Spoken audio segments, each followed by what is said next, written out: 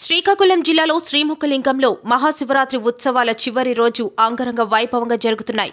వంశధార నది స్వామివారి చక్రతీర్థ స్నానాలకు జిల్లా నలుమూలల నుంచి భక్తులు భారీగా తరలివచ్చారు. భక్తులకు ఎటువంటి ఇబ్బందులు లేకుండా, ఎటువంటి అసౌకర్యాలు కలగకుండా ఆలయ అధికారులు అన్ని ఏర్పాట్లు చేశారు.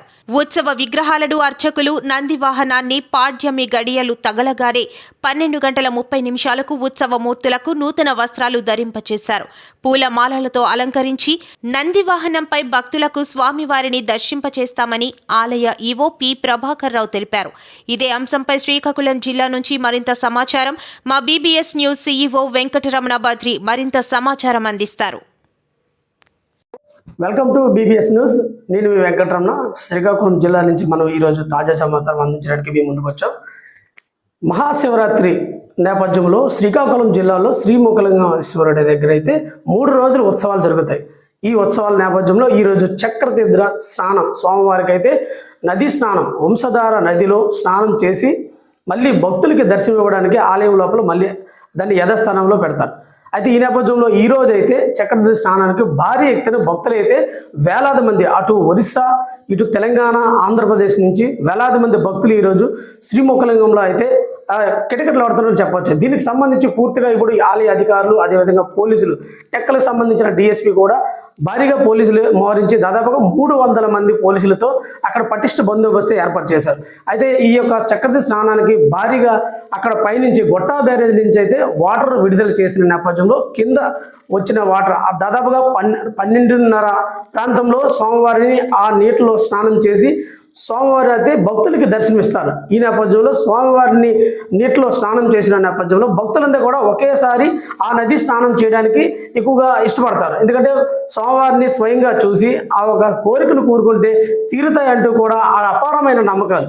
ఎందుకంటే దాదాపుగా శ్రీముఖలింగం అంటేనే దక్షిణ కాశీగా పేరుగాంచిన ఈ శ్రీముఖలింగంలో దాదాపుగా 3 రోజుల పాటు యాత్ర అయితే కొనసాగుతుంది. ఈరోజు నేటికి చివరి గడియలు అంటే స్వామివారి చక్రతీర్థ స్నానంతో ఈ 3 రోజులు కూడా ఈ యొక్క యాత్ర అనేది ముగిసిపోతుంది. ఈ నేపథ్యంలో భక్తులకి ఎటువంటి ఇబ్బంది లేకుండా దారి కూడికినా కూడా మజ్జిగ, మంచినీళ్లు, చిన్నపిల్లల తల్లికైతే పాల కేంద్రంలో కూడా ప్రత్యేకించి ఏర్పాటు చేశారని చెప్పొచ్చు.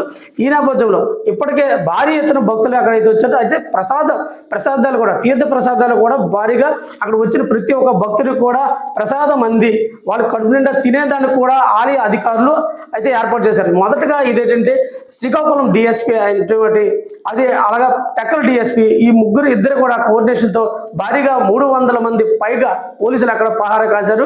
ఎటువంటి ఇబ్బందులు జరగకుండా, ఎటువంటి అసంఘటిత కార్యక్రమాలు జరగకుండా కూడా వీళ్ళు పూర్తిగా అక్కడ పటిష్ట బందోబస్తు అయితే ఏర్పాటు చేశారు. దగ్గరుండి ఆ శ్రీకాకుళం డిఎస్పీ వివేకానంద కూడా దగ్గరుండి అక్కడ సిఎల్ని, అదేవిధంగా ఎస్ఐ దిగువ స్థాయి ఉన్న స్టాఫ్ని కూడా మొబిలైజ్ చేస్తున్నారు ఎప్పటికప్పుడు.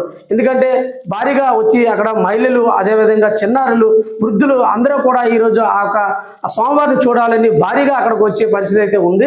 ఎందుకంటే దీనికి సంబంధించిన ఇప్పటికే అధికారులంతా కూడా ఒక గణాంకాలు కూడా చేశారు. ఎందుకంటే గత ఏడాది కన్నా దాదాపుగా 1 కోటి పైన ఈ యొక్క జనాలు వస్తారంటూ కూడా లెక్కలు వేసిన నేపథ్యంలో వారికి ఈ భక్తులకి ఎలాంటి ఇబ్బందులు కలగకుండా పూర్తి ఏర్పాట్లు అయితే చేశారని మనం చెప్పుకోవచ్చు. అయితే ఏదైతే అయినప్పుడు కూడా శ్రీకాకుళం జిల్లాలో శ్రీముఖలింగం అనేది దక్షిణ కాశీగా పేరుగాంచింది. ఈ యొక్క ఆలయం ఇప్పటికే పూర్తిగా డెవలపింగ్ కూడా దాదాపుగా 30 ఎకరాలు ప్రభుత్వం కూడా వెచ్చించి దాన్ని డెవలప్ చేస్తున్న పరిస్థితి ఉంది. అంటే అధికారులు మరికొంత కొద్ది రోజుల్లో ఈ యొక్క భక్తులకి మరింత అంటే శ్రీముఖలింగానికి వచ్చిన భక్తులకి ఎలాంటి ఇబ్బందులు కలగకుండా కూడా చూసుకునేందుకు పూర్తి ఏర్పాట్లు అయితే రానున్న రోజుల్లో చేస్తారని చెప్పొచ్చు. ఏదైతేనప్పుడు కూడా శ్రీముఖలింగానికి ఈ రోజు చక్రతీర్థ స్నానంతో ముగింపు పడే పరిస్థితి అయితే ఉంది. ఇది ఇక్కడ తాజా పరిస్థితి. వీడియో జర్నలిస్ట్ ప్రవీణ్ కుమార్తో వెంకటరమణ, బీబీఎస్ న్యూస్, శ్రీకాకుళం.